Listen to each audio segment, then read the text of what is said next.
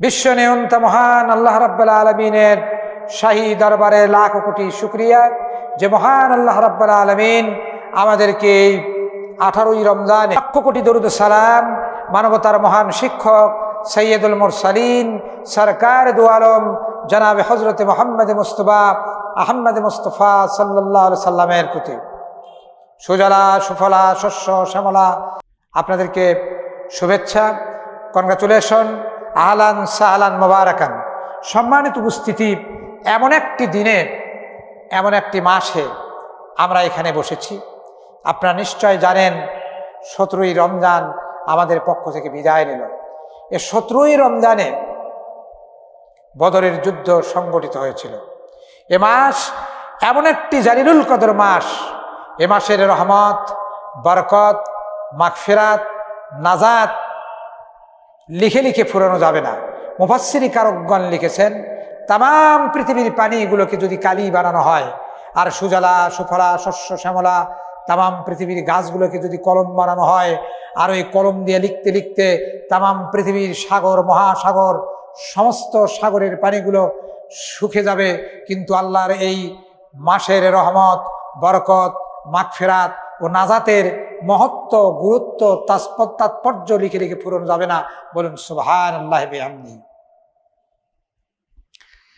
এ মাস হচ্ছে এমন একটি মাস, আল্লাহ রাব্বুল আলামিন বললেন, ইয়া আইয়ুহাল্লাযিনা আমানু কুতিবা আলাইকুমুস সিয়াম কামা কুতিবা আলাল্লাযিনা মিন ক্বাবলিকুম লাআল্লাকুম তাত্তাকুন।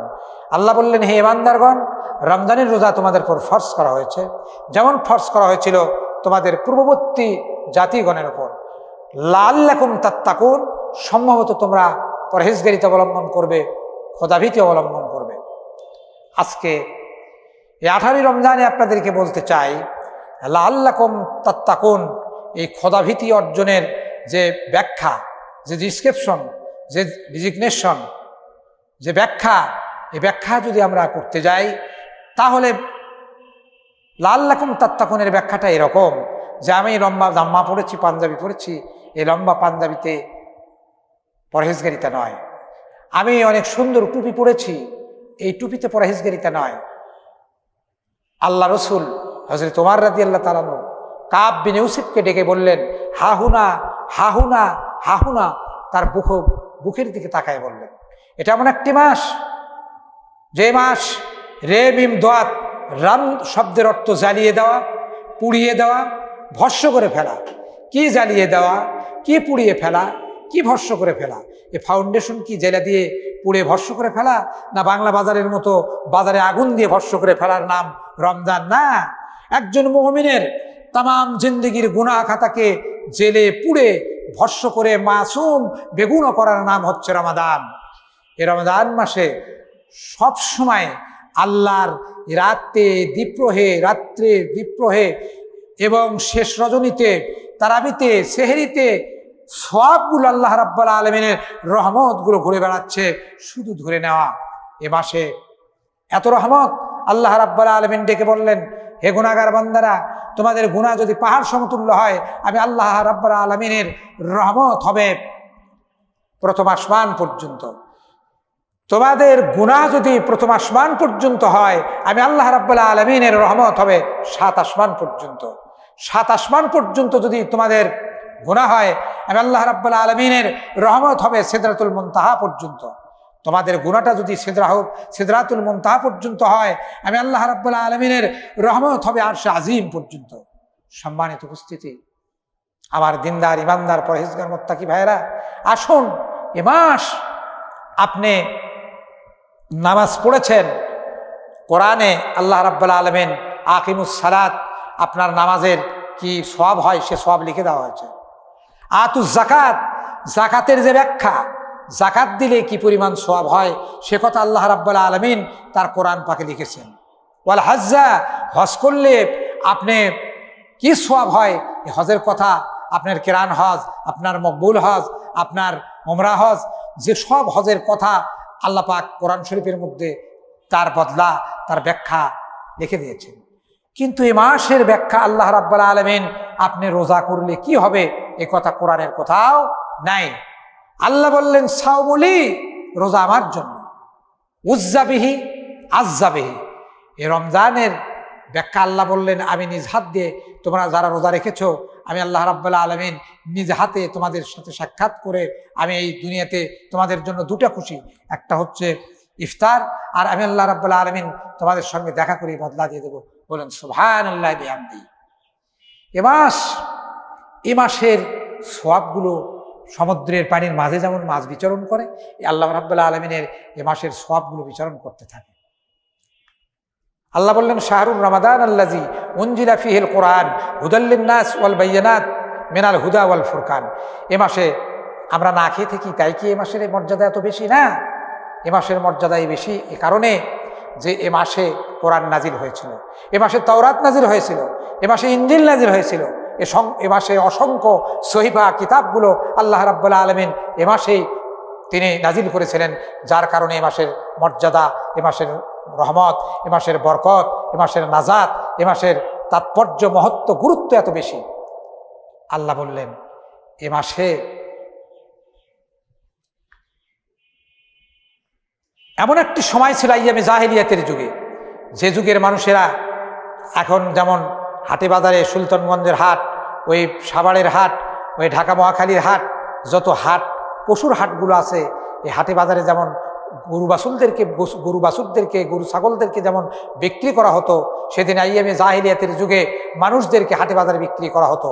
এই রমজানুল মোবারক 18ই রমজানে হযরত খাব্বাব রাদিয়াল্লাহু তাআলা আনহুকে আজাদ করে দেওয়া হয়েছিল, হযরত বেলাল রাদিয়াল্লাহু তাআলা আনহুকে আজাদ করে দেওয়া হয়েছিল এই 18ই রমজানে। এ মাস এত জালিলুল কদর মাস। এ মাসে দুইজন মহিলা আল্লাহ রাসূল সাল্লাল্লাহু আলাইহি সাল্লামের দরবারে এসে বললেন, তখন প্রায়, তখন ঘড়ি ছিল না, 3টার মতো সময় এসে বললেন, ইয়া রাসূলুল্লাহ সাল্লাল্লাহু আলাইহি সাল্লাম, আমাদেরকে হুকুম দেন, আমরা রোজা ভাঙবো। আল্লাহ রাসূল কথা বললেন না, আবার বললেন, ইয়া রাসূলুল্লাহ, আমাদের বুক দেশে, আমাদের অন্তর্দেশে এত রোজা আমাদেরকে লেগেছে, এত পিপাসা আমাদেরকে ধরেছে, মনে হয় সমস্ত নারী ভুঁড়ি আমাদের মুখ দিয়ে চলে আসবে। ইয়া রাসূলুল্লাহ, আমাদেরকে রোজা ভাঙার নির্দেশ দেন। আল্লাহ রাসূল কথা বললেন না। তৃতীয়বার মহিলা কান্না করে বলছে, ইয়া রাসূলুল্লাহ, বলছে, ইয়া রাসূলুল্লাহ, আমার বুকের মধ্যে কুকুরের বাচ্চা যেমন ধরপড় করে কামড়ায়, এরকম করে কামড়ানো শুরু করেছে। ইয়া রাসূলুল্লাহ, আপনি আমাকে রোজা ভাঙার নির্দেশ দেন। আল্লাহ রাসূল সাল্লাল্লাহু আলাইহি সাল্লাম দুইজন সাহাবীকে নির্দেশ দিলেন, হে সাহাবী, তোমরা যাও, 2টে গামলা নিয়ে এসো। 2টে গামলা নিয়ে এসে দুইজন মহিলার সামনে ধরো। এই দুইজন মহিলার সামনে ধরা হলো এবং আল্লাহ রাসূল বললেন, হে মহিলা, এই গামলার মধ্যে তোমরা বমি করে দাও। দুইজন মহিলা গামলার মধ্যে বমি করে দিলেন। বমি করে দেওয়ার পরে দেখা গেল কালো কুৎসিত কদাকার 2টি গোশতের টুকরো এসে গামলার মধ্যে পড়ে গেল। সাহাবারা জিজ্ঞেস করলেন, ইয়া রাসূলুল্লাহ, কেনই দুইজন মহিলা এসে রোজা ভাঙতে চালো? কেনই বা আপনি ভাঙার জন্য নির্দেশ দিলেন?